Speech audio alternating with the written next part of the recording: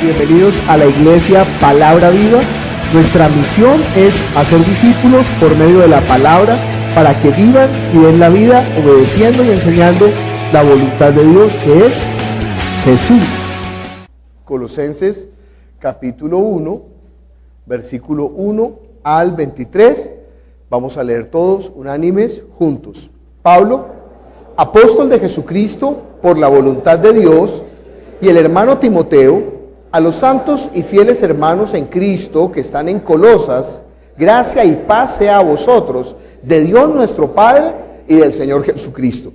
Siempre, orando por vosotros, damos gracias a Dios, Padre de nuestro Señor Jesucristo, habiendo oído de vuestra fe en Cristo Jesús y del amor que tenéis a todos los santos, a causa de la esperanza que os está guardada en los cielos, de la cual ya habéis oído por la palabra verdadera del Evangelio, que ha llegado hasta vosotros, así como a todo el mundo, y llevando fruto, y crece también en vosotros desde el día en que oísteis y conocisteis la gracia de Dios en verdad, como lo habéis aprendido de Epafras, nuestro consiervo amado, que es un fiel ministro de Cristo para vosotros, quien también nos ha declarado vuestro amor en el Espíritu, por lo cual también nosotros desde el día que lo oímos no cesamos de orar por vosotros y de pedir que seáis llenos del conocimiento de su voluntad en toda sabiduría e inteligencia espiritual, para que andéis como es digno del Señor, agradándole en todo, llevando fruto en toda buena obra y creciendo en el conocimiento de Dios, fortalecidos con todo poder, conforme a la potencia de su gloria, para toda paciencia y longanimidad, con gozo, dando gracias al Padre que nos hizo aptos para participar de la herencia de los santos en luz, el cual nos ha librado de la potestad de las tinieblas y trasladado al reino de su amado Hijo, en quien tenemos redención por su sangre, el perdón de pecados.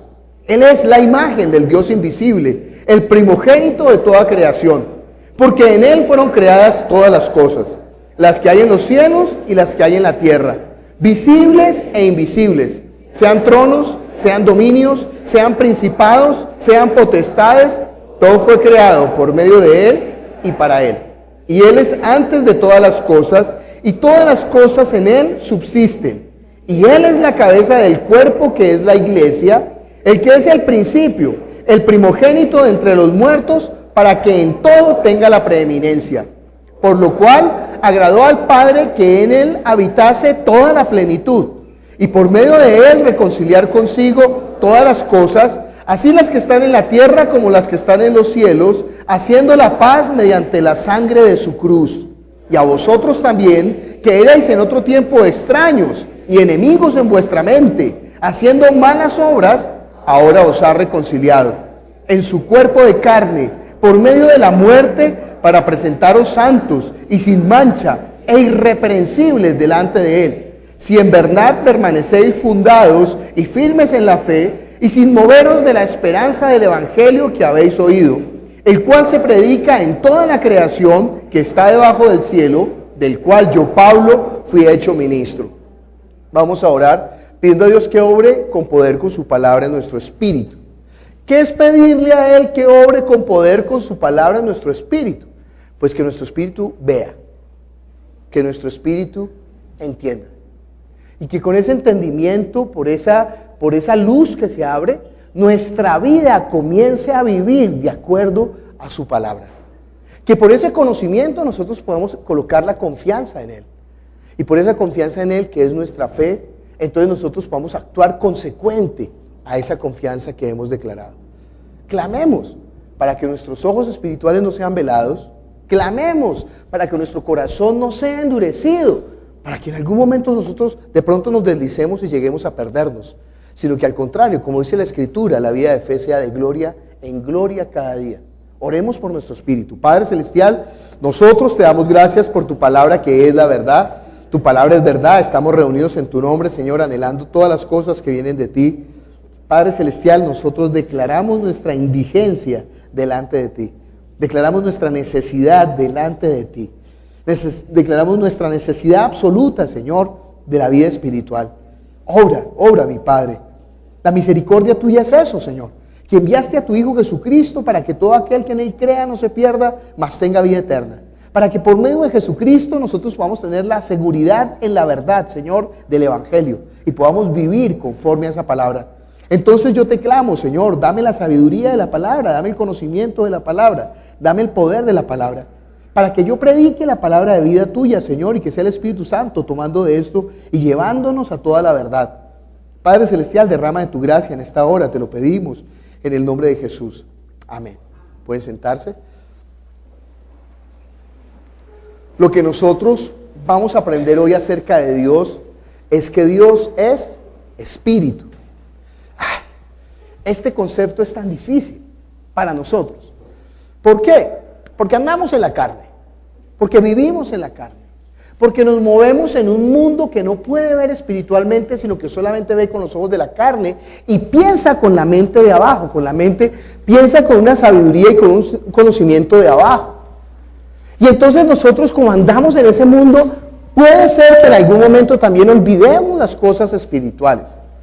Yo me gozo tanto de lo que está ocurriendo afuera cuando veo las fotos que me envían, por ejemplo, en Costa Rica, cómo desde el día anterior han preparado para la Santa Cena, cómo está esa iglesia ataviada como una novia para su marido, como dice la Escritura. Entonces uno ve esa mesa tan dispuesta, ¿no? Todo tan bien puesto, el pan, el vino, las flores. En Venezuela, ¿no? Publiqué la foto, no sé si la publiqué por Facebook, tan precioso, ¿no? Los boletines bien organizados, las copitas bien organizadas, el pan bien cortado. En Bucaramanga, en cada lugar, me asusta que nosotros dejemos de hacerlo. Me asusta que nosotros en Palabra Viva dejemos de tener esa actitud siempre de respeto, de reverencia hacia el Señor, ¿no? Esta mañana yo veía, por ejemplo, el pan cortado mal. Yo decía, pero ¿por qué tan negligentes nosotros en las cosas espirituales? ¿Usted entiende? Pues es un pan físico, con un cuchillo físico.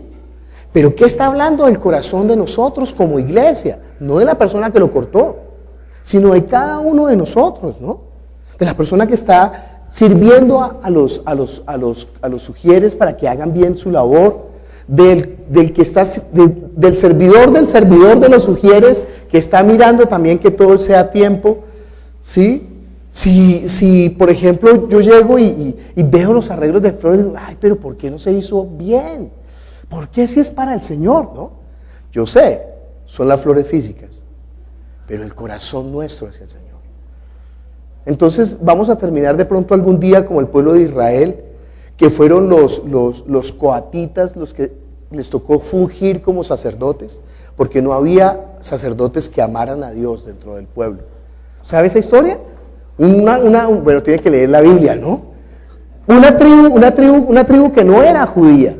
Y entonces engañaron a los judíos para que hicieran alianza, para que no los destruyeran y no batallaran con ellos. Y entonces Dios le dijo a Josué, está bien, déjelos, pero, como usted se dejó engañar, déjelos, pero entonces que sirvan cargando los instrumentos del templo. Entonces ellos eran los que recogían y los que llevaban. Cuando no hubo sacerdotes que amaran a Dios en el pueblo de Israel, Dios se sirvió de ellos para que fungieran como sacerdotes. Entonces sí, si nosotros llegamos un día a tener que contratar un panadero que nos corte el pan para la Santa Cena, pues ya saben, llegó la era coatita. Si no hay una persona con un corazón bueno, que ame a Dios, que sea capaz de partir un pan, de arreglar unas flores, de arreglar las sillas, de disponer todo, bueno, ya saben, estamos en la era coatita, ¿no? Dios nos guarde siempre de tener el mismo corazón de amor con su nombre. Y eso se ve en todo lo que nosotros hacemos, en todo lo que, si lo preparamos realmente, dedicadamente o no, ¿no? Esa es nuestra labor como la iglesia que rinde el culto en espíritu y en verdad. Porque Dios es ¿qué? Espíritu. Mire conmigo Juan capítulo 4.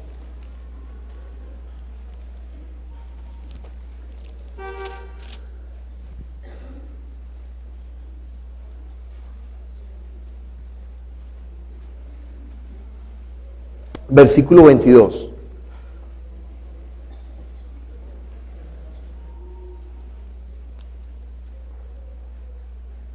Bueno, leamos desde el 21, dice. Jesús le dijo: mujer, créeme que la hora viene cuando ni en este monte ni en Jerusalén adoraréis al Padre. Vosotros adoráis lo que no sabéis. Nosotros adoramos lo que sabemos, porque la salvación viene de los judíos. Mas la hora viene, y ahora es, cuando los verdaderos adoradores adorarán al Padre en espíritu y en verdad, porque también el Padre, tales adoradores, busca que le adoren. Dios es espíritu, y los que le adoran en espíritu y en verdad, es necesario que le adoren. Le dijo la mujer: sé que ha de venir el Mesías, llamado el Cristo. Cuando Él venga, nos declarará todas las cosas. Jesús le dijo: yo soy el que habla contigo. Pues déjeme decirle, esta verdad espiritual tan importante, fue declarada a una mujer que no era judía, a una mujer que samaritana. ¿Por qué? ¿Por qué Dios le declaró a esta mujer esta verdad? Porque esta mujer es una mujer espiritual. Porque esta mujer es una mujer que anhela hacer la voluntad de Dios. Porque esta es una mujer que ama profundamente a Dios. Sí, yo sé que a usted toda la vida le han hablado mal de esta mujer los que no conocen la palabra. Pero esta mujer es una mujer que se ha casado 5 veces, no porque sea como Liz Taylor, que quería tener muchos maridos para disfrutar, sino porque la ley de Moisés decía que si una mujer se casaba con un hombre y moría su marido sin tener hijos, tenía que casarse con el familiar más cercano. Ahí, esta mujer ha cumplido la ley 5 veces. Usted se imagina otro, ¿sí? Y el que está ahora, con el que está ahora casada, no ha tenido hijo, por tanto no es su marido. ¿Se acuerdan que es la pregunta que le hacen los saduceos a Jesús? Una mujer se casó con 7 hermanos que murieron todos y ninguno de ellos tuvo hijo con ella. Entonces, ¿cuál de ellos será su marido? Entiende que era marido del que tenía el hijo, ¿no? Entonces esta mujer es profundamente espiritual, profundamente temerosa de Dios y lo está buscando. Por eso cuando empieza a hablar con Jesús, ellos están hablando ella piensa que Jesús le está hablando de las cosas de la carne. Y Jesús comienza por las cosas de la carne a llevarla a las cosas del espíritu. Él busca una excusa para relacionarse con ella. Él le dice: dame de beber. Y le dice: ¿y tú por qué me hablas siendo tú judío? Porque los judíos y los samaritanos no se tratan, porque los samaritanos son las 10 tribus de Israel y los judíos son las 2 tribus menores, y esas tribus siempre pelearon después de la división. Bueno, tiene que leer la historia de la iglesia, que es terrible, toda la historia antes desde Alejandro Magno hasta la venida de Jesús. Y entonces los judíos y los samaritanos no se tratan. Entonces esta mujer le dice: ¿cómo tú me pides un favor a mí siendo que tú eres judío? Entonces dice: mujer, si tú supieras quién es el que te dice dame de beber, ahí. Si usted supiera a quién le estamos partiendo el pan, si usted supiera a quién le estamos poniendo las flores, si usted supiera por quién nos estamos sentando aquí, si usted supiera. Si fuera una reunión para un presidente, con una semana de antelación estaríamos encargando las flores, con una semana de antelación estaríamos midiendo para que la distancia de este lado a este lado sea igual a la de este lado. Sí, habría un jefe de protocolo, pero no es así con Dios. No es así. Porque no es con la fastuosidad, sino con el corazón humilde que realmente quiere servirle. Por eso le digo que en todo se nota, ¿sí? Se nota. Entonces esta mujer le dice: ¿tú de dónde me vas a dar de beber?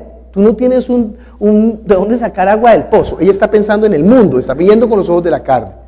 Entonces Jesús le dice: no, mira, yo te voy a dar un agua viva. Dice: ay, me parece que tú estás hablando como un profeta. ¿Dónde se debe adorar? ¿Se dan cuenta que es una mujer religiosa, no es una malvada, no es una mujer impía, sino que es una mujer temerosa de Dios? Apenas se da cuenta que él es profeta y dice: ¿dónde? ¿Cuál es el lugar? Otra forma de preguntar esto sería: ¿quién tiene la verdad? ¿Cuál es la religión verdadera? Entonces le dice: mira, mujer, ¿ustedes adoran qué? Lo que no saben. Mucha gente mucha gente está adorando a Dios aunque no lo conoce. Entonces tratan de a su manera, con su forma, con su entendimiento adorar a Dios. Y según le enseñaron, ¿no? Conforme le enseñaron, pues la persona trata de... ¿Y a usted cómo le enseñaron a adorar a Dios? No, a mí me enseñaron que bailando con unos velos, entonces bailemos con los velos. Y ¿usted piensa que Dios está feliz porque usted le baila con velos? No, eso es, pero bueno, así aprendió. No, yo creo que es prendiendo velas, prendamos velas. Bueno, así aprendió. Entonces, pues sí, como el hombre no puede conocer a Dios, pues de alguna manera busca. ¿Por qué? ¿Por qué el hombre busca eso?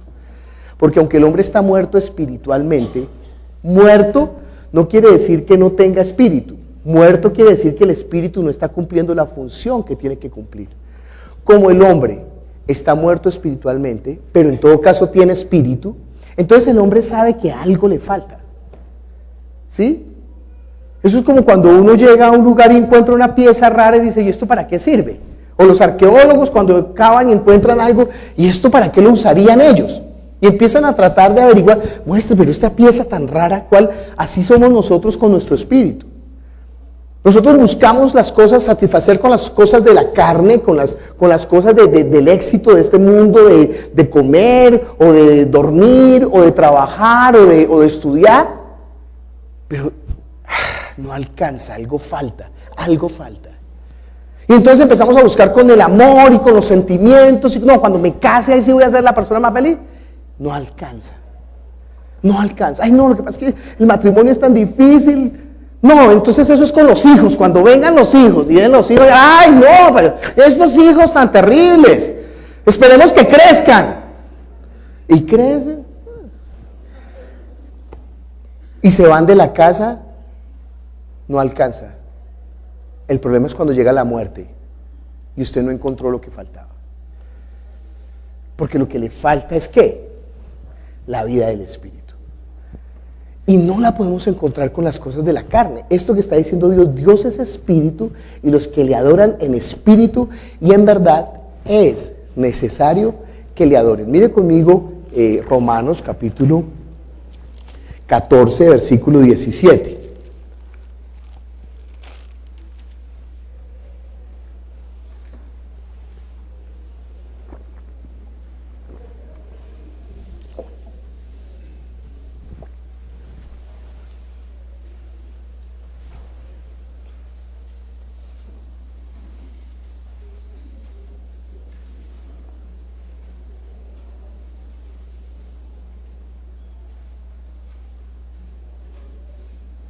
Dice, porque el reino de Dios no es comida ni bebida, sino justicia, paz y gozo en el Espíritu Santo, porque el que en esto sirve a Cristo, agrada a Dios y es aprobado por los hombres. Así que sigamos lo que contribuye a la paz y a la mutua edificación, no destruyas la obra de Dios por causa de la comida. Ahí va a hablar de las cosas de la carne. ¿Sí? No, nosotros no estamos aquí para... Yo sé. Muchos de nosotros llegamos al Señor por las cosas de la carne. Para eso sirve la carne. Para que nosotros podamos entender nuestra necesidad de Dios. Por eso es tan útil la carne. Entonces algunos se acercaron a Jesús porque estaban enfermos, leprosos, ciegos, cojos. Algunos se acercaron a Dios por las aflicciones del alma, estaban endemoniados, estaban con problemas, tenían opresión en su alma. Pero Dios usó eso para que ellos alcanzaran ¿qué? La vida del Espíritu. Porque cuando fueron sanados, cuando fueron librados, entonces ahora, un momento, Él le puede ser la respuesta de algo más profundo. No de si mi corazón está quebrantado porque mis padres, no, esos son del alma. Entienda que si su espíritu está bien, si usted puede ver espiritualmente, entonces todas las cosas ya usted las va a ver desde un punto diferente. Usted no sabe el problema que tienen los médicos para hacerles entender a las personas del común cómo es que es la salud. Oiga, antes de comer lávese las manos. ¿Y para qué, Doc? ¿Para qué esa? Ay, eso no. Es un mugre que mata, como un mugre que no mata engorda. Ay, entonces al menos por mantener la línea, lávese las manos. Pero no entiende, ¿no? Que es que hay unos seres que usted no puede ver a simple vista, que son más poderosos que el más grande de los luchadores de sumo, y que lo pueden matar. Que hay virus, usted no sabe este concepto de virus y bacteria, cómo fue difícil introducirlo en el mundo. En Londres, ¿no? Historia de la medicina. En Londres iba toda la gente a beber agua, y entonces agua puerca que quedaba cerca a las cañerías, y entonces la defecación de Londres se juntaba con las aguas de acá del lago y se la tomaban, y la gente empezaba a morirse. Entonces, ay, nos estamos muriendo, ¿qué hacemos? Mira, aquí le tengo una pata de conejo que eso sí lo guarda de todo mal. Y cuélguese este amuleto con una esmeralda, que eso sí, mire, con este amuleto, mire, además que está orado por el sacerdote, entonces no le va a pasar nada. Fue sumergido 3 veces en agua bendita. Y la gente se colocaba las cosas, ¿por qué? Por desconocimiento de la verdad. Y cuando vino este hombre, ¿quién es el que les cuenta? Jan Fleming. Entonces, mire, es que hay unos muñequitos chiquitos que ahí están en esa agua. Ay, está loco, qué fanático. Ay, ¿usted cree que hay unos muñequitos chiquitos que nos pueden matar? ¿No ve que es el mal de ojo? Introducir ese concepto en la gente todavía la gente no entiende por qué hay que lavarse las manos. Todavía la gente no entiende por qué hay que lavar la fruta. ¿No ve que los médicos ahora tienen que gastar medio tiempo de la consulta dando un curso de medicina comprimido? Señora, usted no puede comer grasas porque resulta que su hígado esas grasas las genera y entonces no puede procesarlas porque es que las grasas se convierten en... Ay, no, usted no pagó para que le den un curso de medicina. El pobre médico tiene que esforzarse ahí para que usted pueda, ¿qué? Y le crea. Porque no se puede creer lo que no se entiende. No se puede creer lo que no se entiende. Entonces nosotros muchas veces no creemos en la palabra porque no la entendemos. Y no nos interesa entenderla. Ese es el pecado imperdonable. Cuando nosotros despreciamos las cosas de Dios, no nos interesa. A mí me preguntan, bueno, pastor, ¿usted cuándo prepara la prédica? Su merced, llevo más de 20 años preparándola. ¿No ve que me he dedicado a estudiar y a conocer y muestre y a ver, miremos y cada día muestre a ver y dónde está y cada vez se imagina un médico que, médico, me opera, espera un minutico, yo leo a ver, ¿qué es lo que le duele? ¿Hígado? Hígado. Espera un minutico, busco un libro, manual de operación del hígado. Oye, venga, pásame el bisturí. No, tenía que estar preparado. Pues usted tiene en sus manos algo más sagrado que la vida física, la vida espiritual. Y usted tiene que ser un profesional en la palabra. 5 años gasta uno para ser profesional, en cualquier materia. 5 años ya es profesional. ¿No ve que a cuántos años le dejan ya meter mano a los pacientes? ¿A los 3 años? Ya puede meterle mano. 3 años. Bueno, porque ya es un profesional, ha estudiado. Nosotros llevamos 10 años de la vida cristiana, eso no es vida. Y no sabemos nada de la Biblia. Ayer estaba hablando con un joven que llevaba 3 años yendo a una iglesia y no entendía por qué su tío, que es ateo, pero que es bueno, no va a tener la vida eterna.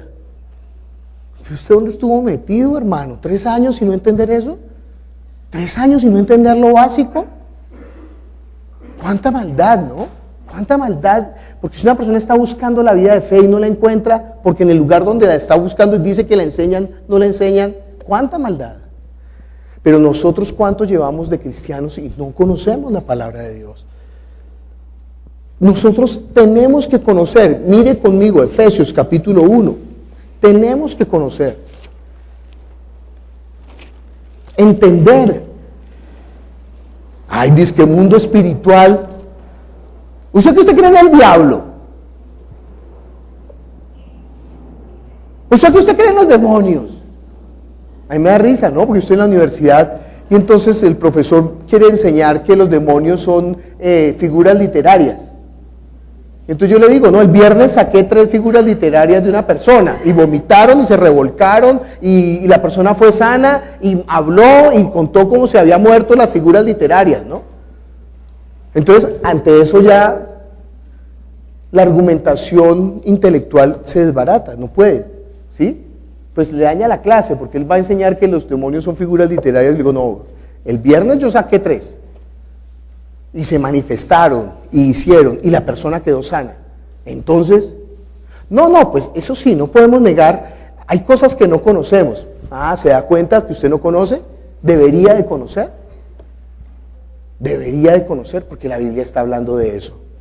No, yo no creo. Sí, ¿para qué hay que lavarse las manos? Yo no creo que existan unos muñequitos chiquitos que me puedan matar a mí que soy tan fuerte. ¿Sí? ¿No ve cómo cualquier gripita lo bota usted a la cama? Pues porque no se está lavando las manos, su merced. ¿Sí? ¿Entiende todo? No solamente existen las cosas que vemos. Deje de ser tan positivista. Por eso la ciencia se queda corta. Porque la ciencia, desafortunadamente, que estamos viendo nosotros es que yo compruebo y miro. Y resulta que no todas las cosas se pueden hacer de esa manera con el método científico. Hay cosas que superan el método científico, que es ciencia, pero que no se pueden comprobar de esa manera. Pues no, yo solamente creo lo que veo. Su merced. Por eso me gusta tanto la película Matrix, ¿no? Porque en un momento él se da cuenta. Él puede ver, cuando ve que el tipo que está ahí al frente no es un tipo, sino que es un programa. Entonces, paran las balas, ¿no? Y las balas empiezan a caer. Y se queda mirando al tipo y sale corriendo y se mete y lo atraviesa y el hombre empieza a explotarse. ¿Por qué? Porque pudo entender, pudo ver lo que no se ve con los ojos de la carne, pudo ver de otra manera. Nosotros podemos ver ¿qué? Espiritualmente, y eso es lo que tenemos que aprender a ver. Dice en Efesios capítulo 1, versículo 15: por esta causa también yo, habiendo oído de vuestra fe en el Señor Jesús y de vuestro amor para con todos los santos, esta iglesia de Éfeso no la fundó Pablo, la fundó un discípulo de Pablo. Y entonces ese discípulo le ha contado, lo mismo que la introducción que leímos de Colosenses. Esa iglesia no la fundó Pablo, la fundó Epafras.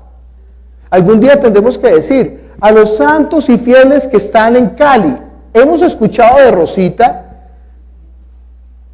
que ustedes tienen amor por el Señor y una fe inquebrantable. A los de Venezuela, hemos visto las fotos con cuánta dedicación están celebrando la cena y cómo organizan ese templo desde el día anterior con tanta... Hemos sabido de Costa Rica, pero tengo contra los de Bogotá que parten el pan mal de la Santa Cena. Así están escribiendo los discípulos, ¿no?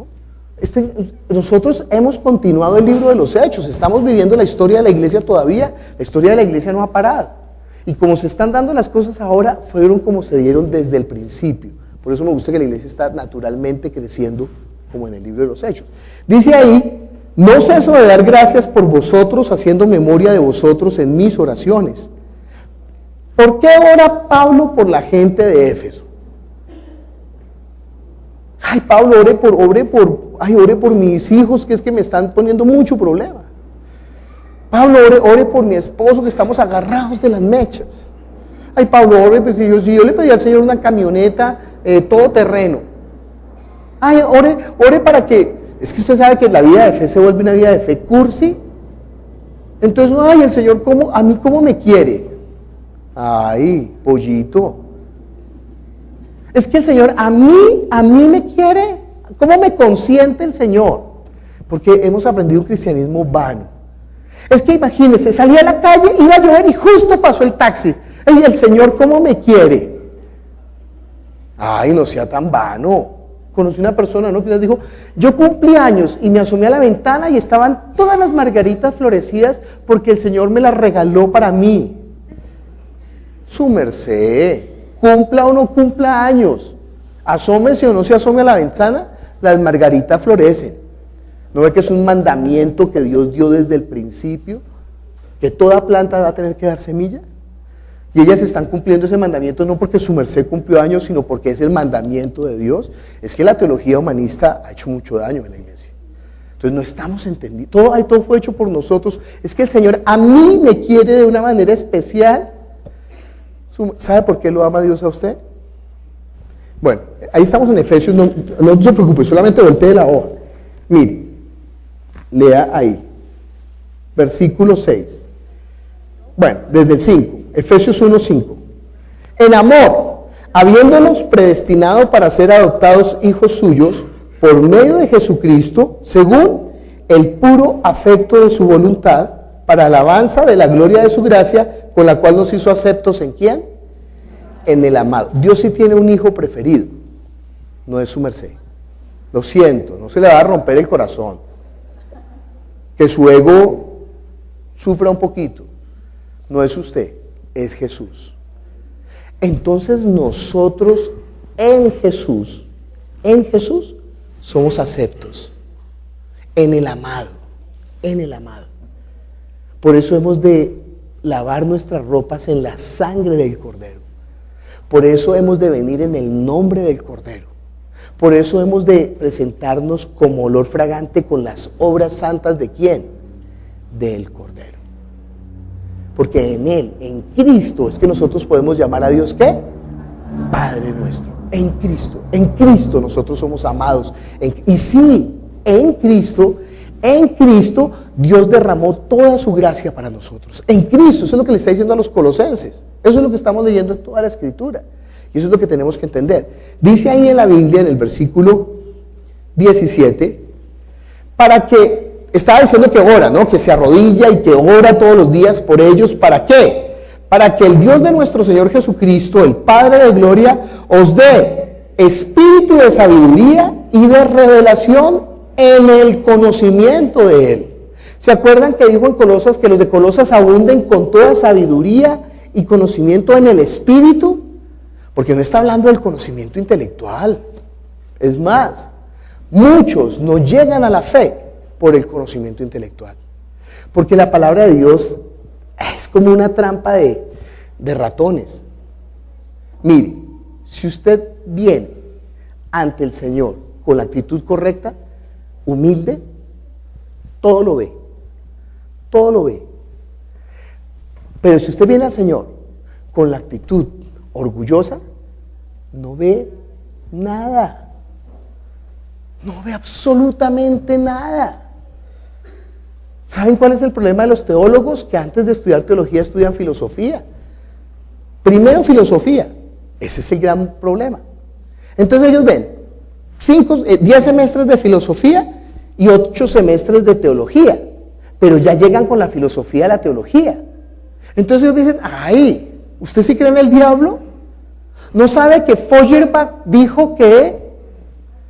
¿No sabe que Kant dijo que? ¿No sabe que Hegel dijo que? Ay, su merced. Mire conmigo, no vaya a perder Efesios, mire conmigo Hebreos capítulo 1. No. Dice, Dios, habiendo hablado muchas veces y de muchas maneras en otro tiempo a los padres por los profetas, en estos postreros días nos ha hablado por el Hijo, a quien constituyó heredero de todo y por quien asimismo hizo el universo, el cual, siendo el resplandor de su gloria y la imagen misma de su sustancia, y quien sustenta todas las cosas con la palabra de su poder, habiendo efectuado la purificación de nuestros pecados por medio de sí mismo, se sentó a la diestra de la majestad en las alturas. Si su merced me demuestra que Feuerbach es el resplandor de la gloria de Dios, la imagen misma de su sustancia y quien sustenta todas las cosas con la palabra de su poder, y si me demuestra que Nietzsche, habiendo efectuado la purificación de nuestros pecados por medio de sí mismo, se sentó a la diestra de la majestad en las alturas, entonces yo me convierto a la filosofía. ¿Sabe cómo terminó Nietzsche? Quien dijo que Dios había muerto para el hombre. O sea, él como vio la sociedad de la época del modernismo, Entonces él va a empezar a decir, ¿sabe qué? Dios murió para el hombre, ya el hombre no necesita de Dios. ¿Sabe cómo terminó el pobre Nietzsche? Comiéndose sus excrementos locos en un asilo. Un hombre tan inteligente, usted lee la obra de Nietzsche, es muy inteligente, pero ¿cuál fue su problema? No reconoció a Dios. ¿No ve que ahí queda la sabiduría del hombre? ¿No ve que su cerebro, que se ha esforzado tanto por hacer especializaciones, doctorados, maestrías, va a volver al polvo de la tierra? Todavía no está la tecnología como en Futurama para que le guarden la cabeza en un acuario, ¿no? Y usted pueda seguir pensando, no, todavía no alcanza, ¿sí? Todo lo del hombre, todas las cosas del hombre en las que el hombre se esfuerza, vanidad de vanidades, dijo uno de los hombres sabios, ¿no? Todo es vanidad. Entonces ellos menosprecian la palabra de Jesús porque como Jesús no habló como los filósofos, pero ellos no entienden que esas palabras de Jesús tienen esa trampa. El que se acerca humildemente ve toda la gloria. El que se acerca con orgullo no ve nada. El que se acerca humildemente va a ver al Hijo de Dios, al Verbo hecho carne. El que no se acerca humildemente va a ver al Hijo del carpintero y de María. El que se acerca humildemente va a ver el cielo de los cielos. El que se acerca con orgullo no va a ver sino este mundo.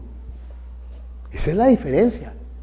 Y Dios escribió la Biblia con ese propósito. ¿No ve que dijo? Para que oyendo no oigan y para que viendo no vean. Por eso les hablo por parábolas, dijo. Ese es el propósito de la Escritura.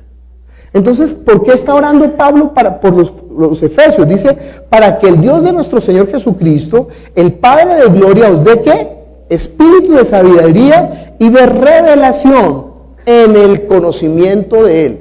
Mire conmigo Colosenses. El versículo 9. A ver si es que Pablo ora de otra manera. Pastor, ore para que esa situación mía pase. Entonces, Señor, muéstrale. Señor, muéstrale. ¿Qué? ¿Por qué está en esa situación? Muéstrale que para que pueda ver espiritualmente. ¿Usted no ha visto que los padres tratan diferente a los hijos? A algunos hijos le responden rápidamente.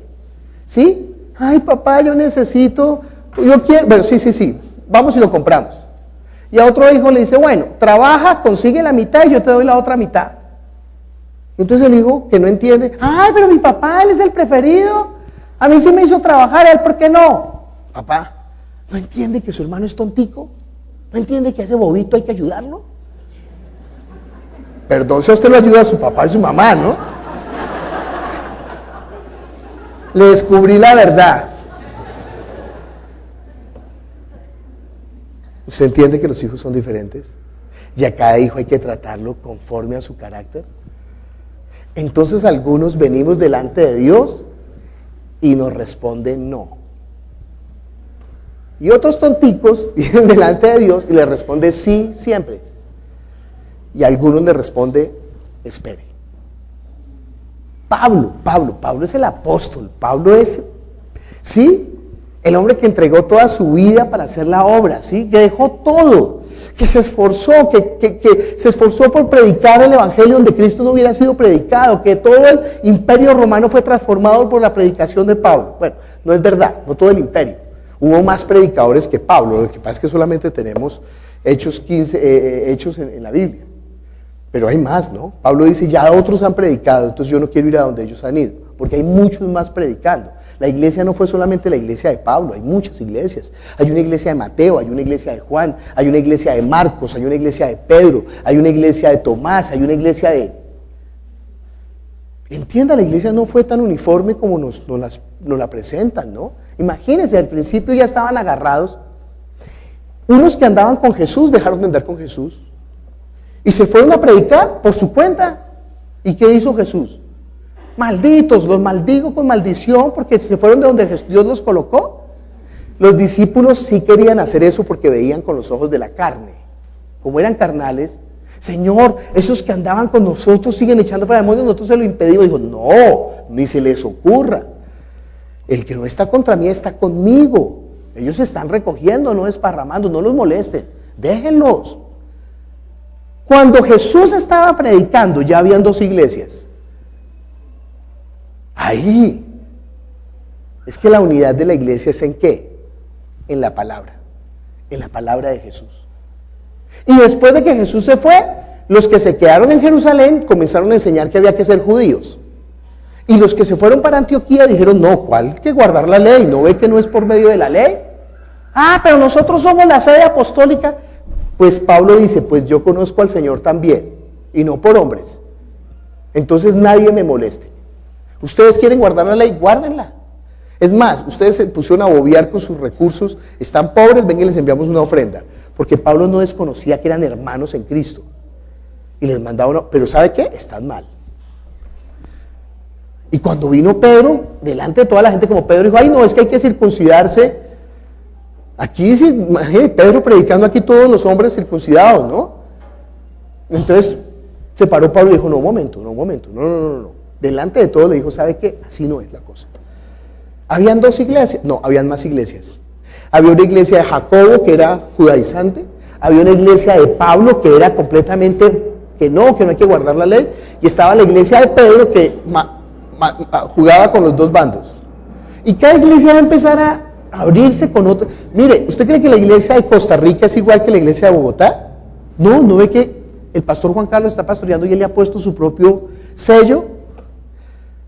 Él es más serio que yo, más juicioso, más, si ve las prédicas, él es más, no suelta ninguna broma desde el púlpito. Debería ser así, ¿no? Es mi falla de mi personalidad. Pero él es más adusto. Y no ha visto la iglesia en Venezuela, son más juiciosos que nosotros. A mí me da envidia espiritual. O sea, esta mañana me dio mucha vergüenza con el Señor ver unos panes tan mal partidos. Yo decía, qué pena. Los que están comenzando la foto, ¿no? Esos panes tan lindos puestos, y nosotros ahí, no. Ay, qué corrupción está en nuestro corazón. No, oro, Señor, levanta a personas que te amen de verdad.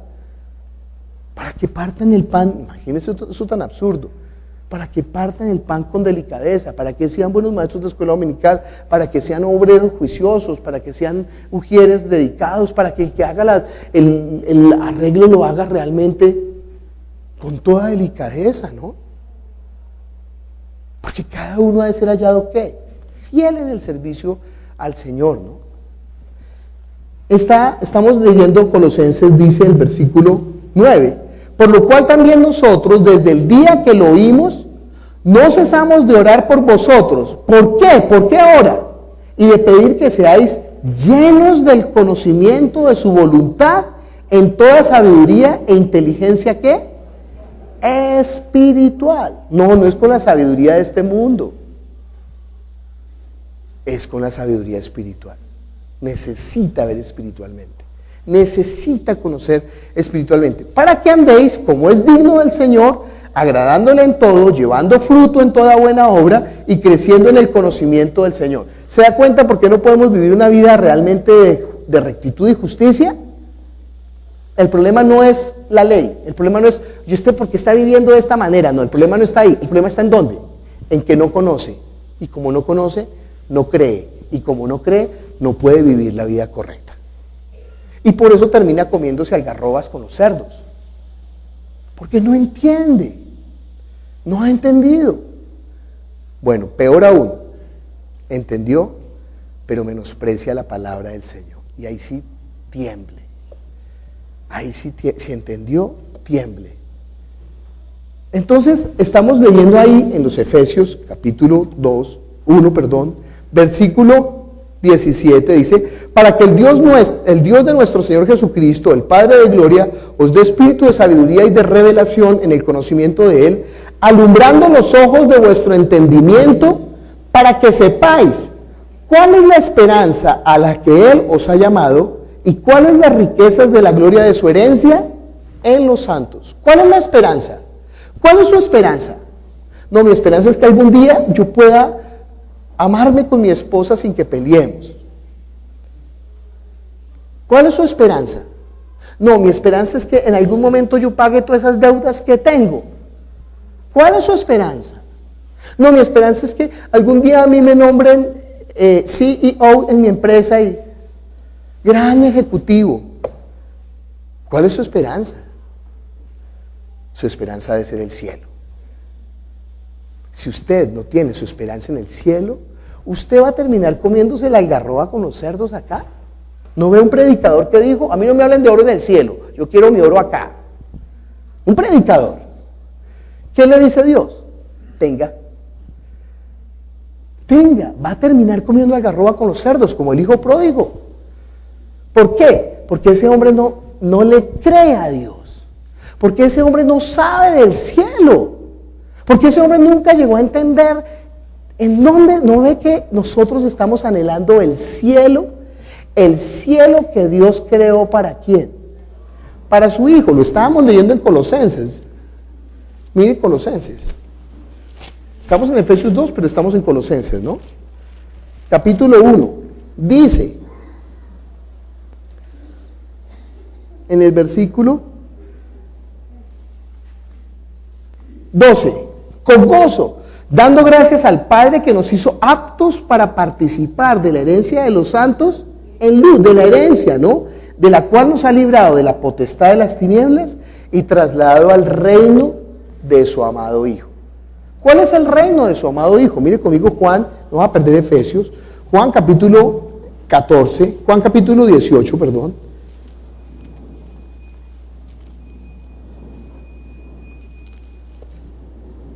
Versículo 33.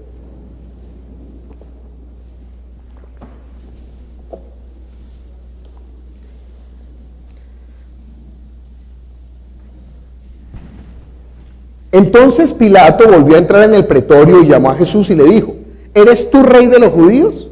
Jesús le respondió, ¿dices tú esto por ti mismo o te lo han dicho otros de mí? Pilato le respondió, ¿soy yo acaso judío? Tu nación y los principales sacerdotes te han entregado a mí. ¿Qué has hecho? Respondió Jesús, mi reino no es de este mundo. Si mi reino fuera de este mundo, mis servidores pelearían para que yo no fuera entregado a los judíos, pero mi reino no es de aquí. Le dijo entonces Pilato, ¿luego eres tú rey? Respondió Jesús, tú dices que yo soy rey. Yo para esto he nacido, para esto he venido al mundo, para dar testimonio a la verdad, y todo aquel que es de la verdad, oye mi voz. Sí, es ese reino de los cielos, pero ese reino ¿qué? No es de este mundo. Ese reino de los cielos es el reino, es el cielo que Dios preparó para su Hijo. Lo creó, no lo hizo ¿para quién hizo este mundo? Para mí. Y el cielo, para mí. Y las margaritas, para mí. ¿No ve que soy su Hijo amado? Ja, ja, ja, ja. Todo fue hecho por medio de Él y para Él. Y Él es antes de todas las cosas. Y todas las cosas en Él subsisten. Lo leímos también en Hebreos. Todo fue hecho por medio de Él y para Él. Entonces, ese reino de su Hijo, pero ese reino de su Hijo que está por encima de este mundo, ya está en medio de nosotros. Usted no ha visto cómo es mira, esta tierra en comparación con el sol, pues es nada, ¿no? Es 1.000.000 de veces más grande el sol que la tierra. Pero usted ha entrado a la carpa de los circos viejas, esos circos de pueblo, ¿no? Son esos circos viejitos que tienen esa carpa, pues hay que hacer. Entonces uno entra a las carpas y es oscuro, dentro de la carpa es oscuro. Pero resulta que como la carpa es vieja tiene huequitos. Y entonces entra la luz del sol, ese sol gigante que está por encima de la tierra, entra por esa carpa, penetra la oscuridad y pega en un puntico. Y se ven inclusive los rayitos ahí, ¿sí? El polvo ahí empieza a subir y se ven los rayitos. Bueno, si nosotros pudiéramos ver espiritualmente, veríamos los rayos de la luz del Espíritu sobre nosotros. Nosotros no vemos eso. Los demonios lo ven. Por eso el demonio sabe quién tiene autoridad y quién no. Por eso cuando Jesús empezó a predicar, los que lo reconocieron fueron ¿quiénes? Los demonios. Porque ellos ya están en otro nivel, en otro plano, en un plano espiritual. Dios es espíritu. Ellos sí pueden reconocer. A los que no tenían, ¿ustedes quiénes son? Y les pegaban, pero a los otros temblaban. A unos espíritus se nos someten en tu nombre. Claro, ¿no ve que el reino de Dios ya ha llegado? ¿A quiénes? A los que creen. Pero para que pudiera venir el reino de Dios, que es luz, ¿qué tuvo que hacer Él? ¿Usted no ha visto cuando una persona la van a operar? ¿Qué es lo que tienen que hacer antes de operarla? Pues si es muy puerquito, tienen que bañarlo. Si ustedes lo van a operar y primero lo bañan, sepa que usted está puerquito, ¿no? Lo bañan, entonces tienen que las enfermeras, nos llegó un puerquito, vamos a bañarlo. Y lo bañan. Y si tiene muchos pelos ahí, ¿qué hacen? Lo afeitan. Y después de afeitarlo, ¿qué hacen? Le echan ahí soine. No, necesita primero espuma, después gel y después... Bueno. Para hacer la asepsia, para ahí sí entrará operar. Eso hizo Jesús con su sangre. Nos lavó, nos limpió, nos perfeccionó. ¿Para qué? Para que ahora pudiéramos ser instrumentos para su obra. Librados de nuestros enemigos, ¿qué? Sin temor le serviríamos todo. ¿No ve que es para que usted le sirva a Él? Para eso nos lavó. Y para que sirviéndole ahora seamos participantes del reino con su amado Hijo. Mire conmigo, Romanos capítulo 8. ¿Cómo no agradecer, no? Mire, esto no es algo simbólico. Nosotros no estamos hablando de algo, usted sabe, ¿no? Uno ve a la niña que le ama y cuando quiere enamorarla, entonces, ay, tus ojos son como mi sol. Y cuando tú me miras, es cada amanecer, cada vez que parpadeas. No. La Biblia no está hablando de manera simbólica. La Biblia no está hablando de manera romántica. La Biblia no está usando eufemismos para que nosotros nos sintamos... No, la Biblia está hablando de la verdad, de la verdad. La sangre de Jesús nos limpió. ¿Usted no ha visto que usted tiene una deuda? ¿Y cómo se siente usted? Oprimido, esclavizado, angustiado. ¿Qué voy a hacer? ¿Qué voy a hacer? Muéstrame la deuda, muéstremela. Muéstrame su deuda, muéstremela. No existe. Sí existe. Usted se comió y no pagó. Usted dilapidó y no hizo. Usted no administró bien y entonces tiene la deuda. Pero muéstreme la deuda. No existe. No existe físicamente. No existe físicamente. Es una cuestión legal, pero no existe físicamente. Ahora no voy a usar la excusa cuando vengan a cobrarle. Muéstrame la deuda. ¡Ay, pollito! ¿Cómo aprendió de malas mañas en la iglesia, no? Pero usted entiende que es un concepto abstracto el de la deuda.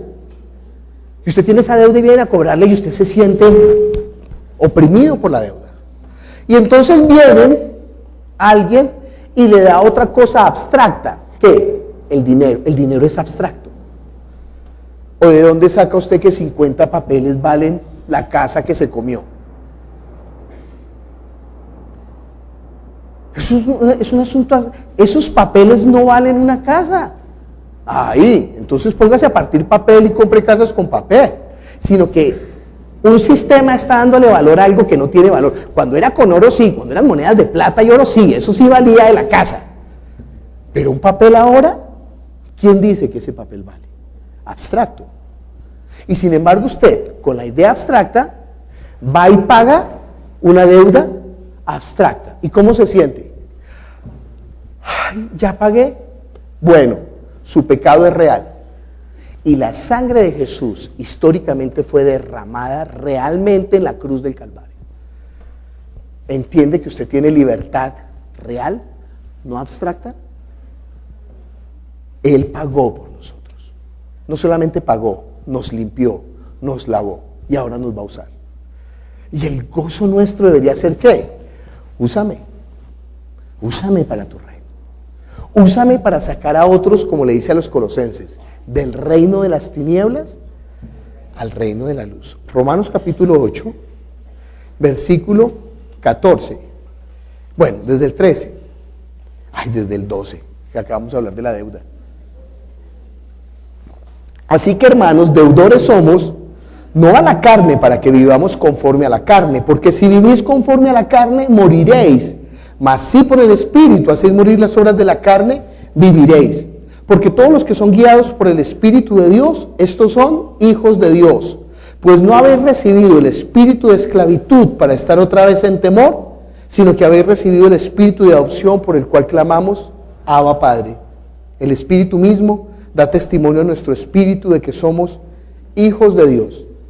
Y si hijos, también herederos. ¿Herederos de qué? ¿Herederos de qué? Del cielo.